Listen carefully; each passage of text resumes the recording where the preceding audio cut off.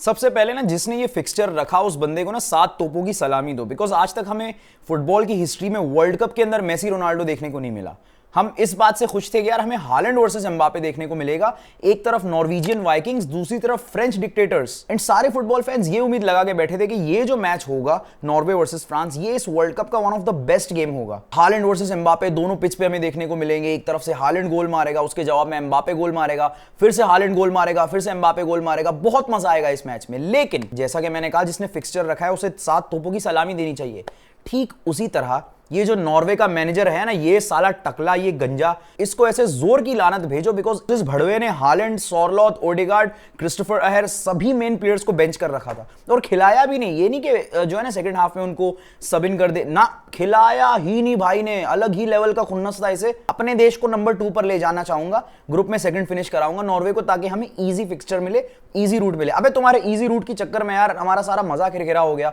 Because we were so excited कि France versus Norway, Haaland versus Mbappe, Norwegian Vikings versus French dictators. Specially मुझे Haaland की कमी वहां पर बहुत ज्यादा महसूस हुई जहां पर फर्स्ट हाफ से जस्ट पहले नॉर्वे को एक पेनल्टी अवार्ड किया जाता है जो ऑस्कर बॉब पे फाउल हुआ था। उसके चलते उस यॉर्गन स्ट्रैंड लार्सन, एक तो यार इन नॉर्वेजियन प्लेयर्स के नाम इतने ज्यादा कॉम्प्लिकेटेड है ना, इनको प्रोनाउंस करना बहुत ज्यादा मुश्किल है।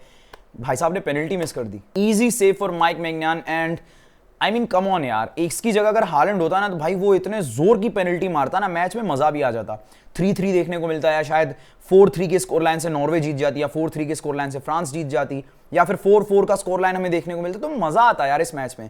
लेकिन इस टकले भड़वे ने सारा मजा ही खिरखिरा कर दिया। इवन तो मैं अपने चैनल पे गालियां देता नहीं, लेकिन हालैंड को मैच में खिलाया नहीं, सॉरलोथ को खिलाया नहीं, ओडेगार्ड को खिलाया नहीं, क्रिस्टोफर अहेर को खिलाया नहीं। एंड अगर नॉर्वेजियन मैनेजर ये देख के खुश है ना कि राउंड ऑफ 32 में हमें तो एवरी कॉस्ट मिला है, तो एवरी कॉस्ट काफी ईजी पड़ जाएगा। लेकिन अगर आप नहीं हरा सकते तो भाई ये बहुत गंदी वाली बेइज्जती हो जाएगी आपकी। बिकॉज आपने अपने मेन प्लेयर्स को रेस्ट दिया था और आप एवरी कॉस्ट के अगेंस्ट हार गए अगले मैच में। बट नॉर्वेजियन कोच और उनके टीम की सारी बकचोदियां एक तरफ, भाई Ousmane Dembele out of syllabus आ गया। उस बंदे ने ऐसे 32 मिनट के अंदर हैट्रिक स्कोर किया ना जैसे उसका कोई पर्सनल खुन्नस था नॉर्वे के साथ। ये नॉर्वे वाले तैयारी करके आए थे एम्बापे को रोकने की, लेकिन डेम्बेले आउट ऑफ सिलेबस आ गया। वो अक्सर होता है ना एग्जाम में कि आप एक इंपॉर्टेंट टॉपिक लेके चलते हो कि यार ये तो लाजमी जो है ना लॉन्ग आंसर्स में आएगा, लॉन्ग क्वेश्चन आंसर्स के अंदर मैं इसके 3-4 क्वेश्चन आंसर्स कर लूंगा, मैं जो है ना फिर थोड़े बहुत एमसीक्यूज करके आराम से जो है पेपर पास कर लूंगा। ये तैयारी होती है आपकी। लेकिन जब पेपर सामने आता है ना, तो जिसकी आपने कल पूरी रात तैयारी की है ना, वो शॉर्ट में आया होता है और उसके सिर्फ 2 क्वेश्चंस होते हैं।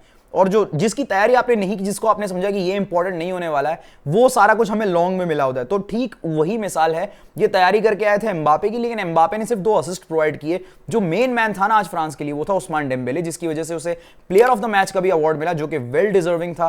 Because Ousmane Dembele is going out of hand भाई। ये बंदा दोबारा से बैलन डॉर जीतने के मूड में, बिकॉज इसने ट्रॉफीज तो जीते इस सीजन, फिर दोबारा से लीग टाइटल जीता है, चैंपियंस लीग जीता है विद पीएसजी। भाई कमाल, पिछले सीजन का बैलन डॉर विनर है। हाँ, इस सीजन जिस एक चीज की कमी है ना, जिसको उस्मान डेम्बेले अभी पूरा कर सकता है, और वो कर भी रहा है, कोशिश पूरी कर रहा है कि वो कमी पूरी हो जाए, वो ये है कि भाई वो बंदा जो है स्टैट्स प्रोड्यूस कर रहा है। बिकॉज पिछले सीजन के कंपैरिजन में अगर इस सीजन देखा जाए तो उस्मान डेम्बेले बीच में इंजर्ड भी था, उसके स्टैट्स उतने ज्यादा आउटस्टैंडिंग नहीं है जितने पिछले सीजन थे। मैं पिछले सीजन से कंपेयर कर रहा हूं। तो अगर वो वर्ल्ड कप में अच्छा परफॉर्म कर जाता है और लेट्स सपोज कि फ्रांस ये वर्ल्ड कप जीत जाती है, तो भाई उस्मान डेम्बेले का तो दूसरा बैलन डॉर कंफर्म है। बैलन डॉर रेस में अब सिर्फ 2 ही बंदे हैं। आप नहीं बोल सकते कि भाई फलाना ढिमकाना।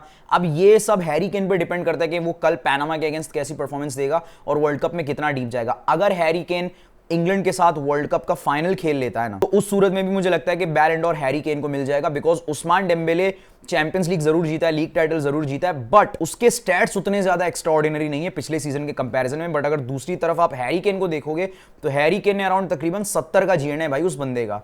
अभी वर्ल्ड कप में भी वो 2 गोल्स मार चुका है एंड प्रोबेबली अगले मैच में भी वो मारेगा गोल्स। और पैनामा तो वैसे भी एक इजी ओपोनेंट है, तो मैं एक्सपेक्ट करूं कि एटलीस्ट हैरी केन उस मैच में हैट्रिक स्कोर करे। तो बैलन डॉर रेस फिलहाल सिर्फ हैरी केन और डेम्बेले के बीच में, तो और कोई है भी नहीं। मुझे लगता भी नहीं कि कोई और बैलन डॉर उठाएगा इस सीजन।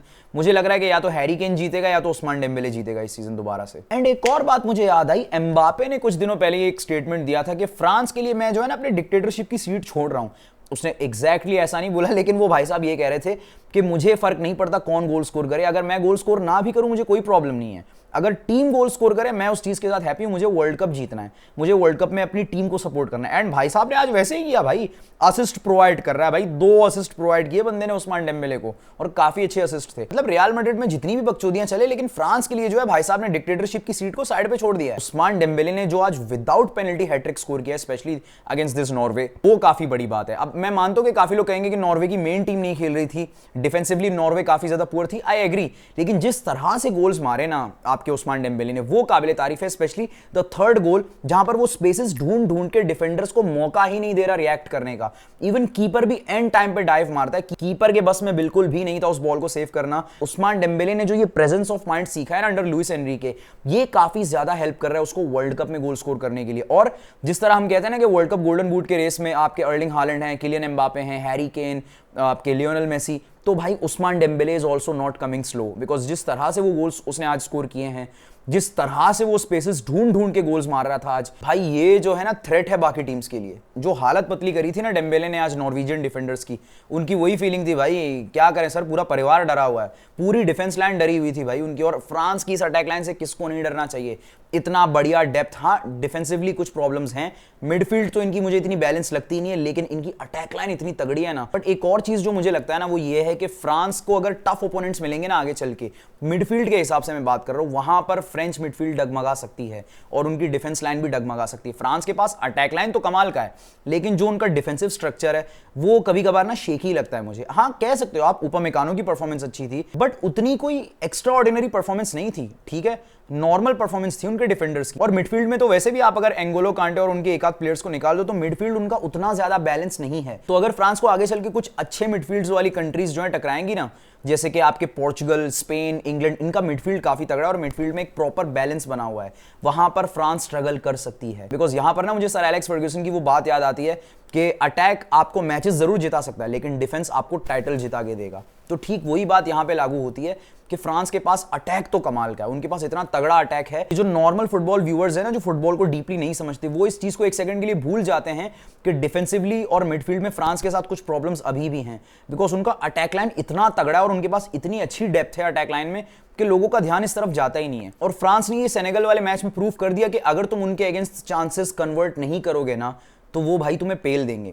तुम्हें फ्रांस के अगेंस्ट चांसेस कन्वर्ट करने पड़ेंगे, वरना फ्रांस रास्ते निकाल ही देती है भाई गोल स्कोर करने के। ये फ्रांस की एक खूबी है जो अंडर डिडियर डिशॉम्स हम काफी टाइम से देख रहे हैं कि वो समहाउ गोल्स निकाल लेते हैं। इसकी एक परफेक्ट एग्जांपल मैं दूंगा 2022 फीफा वर्ल्ड कप का क्वार्टर फाइनल, जहां पर फ्रांस का मैच था अगेंस्ट इंग्लैंड। इंग्लैंड जो अक्सर हम कहते हैं कि इतना बोरिंग फुटबॉल खेलता है, बट उस मैच में इंग्लैंड ने अपना 100% दे दिया। मैं समझता हूं उस पूरे टूर्नामेंट में इंग्लैंड ने अपना बेस्ट गेम फ्रांस के अगेंस्ट खेला था। भले वो मैच वो 2-1 हारे, बट स्टिल इंग्लैंड की परफॉर्मेंस काफी अच्छी थी कि उन्होंने ट्राई करना नहीं छोड़ा। फ्रांस ने कुछ ना करके भी 2 गोल्स निकाल लिए। This is France under Didier Deschamps. तो इस फ्रेंच नेशनल टीम की ना यही अच्छी बात है कि इनको ऐसे सिचुएशन से निकलना आता है। तो फ्रांस के अगेंस्ट तुम्हें जीतना है तो भाई तुम्हें जो है ना अपने चांसेस कन्वर्ट करने पड़ेंगे। इसीलिए आप देखो ना कि एंड में जो गोल आया था डेज़िरे डुए का, वो परफेक्ट हेडर, तो जो क्रॉस आया था वो क्रॉस तो परफेक्ट था ही, उससे ज्यादा परफेक्ट डेज़िरे डुए का हेडर था। नॉर्वे के लिए ज्यादा कुछ था नहीं। फर्स्ट हाफ में एसगार्ड ने एक अच्छा गोल स्कोर किया, बट उसके बाद क्या हुआ, जो पेनल्टी अवार्ड हुई नॉर्वे को वो उन्होंने मिस किया। हालैंड थे नहीं, ये सारे प्लेयर्स थे नहीं। फ्रांस ने अपने तीनों के तीनों मैचेस जीतकर ग्रुप को टॉप कर लिया विद 9 पॉइंट्स। फ्रांस को जो राउंड ऑफ 32 में टीम मिलने वाली है वो है आपकी स्वीडन, विक्टर योकेरेस की। ग्राहम पॉटर इसके मैनेजर हैं and I don't think Sweden के अगेंस्ट फ्रांस को ज्यादा प्रॉब्लम होनी चाहिए, बट इट्स वर्ल्ड कप, कुछ नहीं कह सकते आप। बट जिस तरह की टीम है फ्रांस की और जिस तरह की स्वीडन की टीम है, और मैनेजर देख लो, अटैक लाइन देख लो दोनों की, आई डोंट थिंक यार फ्रांस को जो है ना दिक्कत होनी चाहिए स्वीडन को हराने में। भाई एक हिस्टोरिक मैच बन सकता था ये, बट नॉर्वे के मैनेजर ने सब गू कर दिया। आप लोगों के क्या थॉट्स हैं इस बारे में मुझे कमेंट सेक्शन में जरूर बताइए। एंड ऐसी डेली रिव्यूज के लिए चैनल को सब्सक्राइब जरूर कीजिए। आज 5 बजे मैच होने वाला है स्पेन वर्सेस उरुग्वे, उस मैच का भी रिव्यू मैं जरूर डालूंगा, तो चैनल को सब्सक्राइब जरूर कीजिए। मैं मिलूंगा next time with Spain versus Uruguay, तब तक के लिए गुड बाय।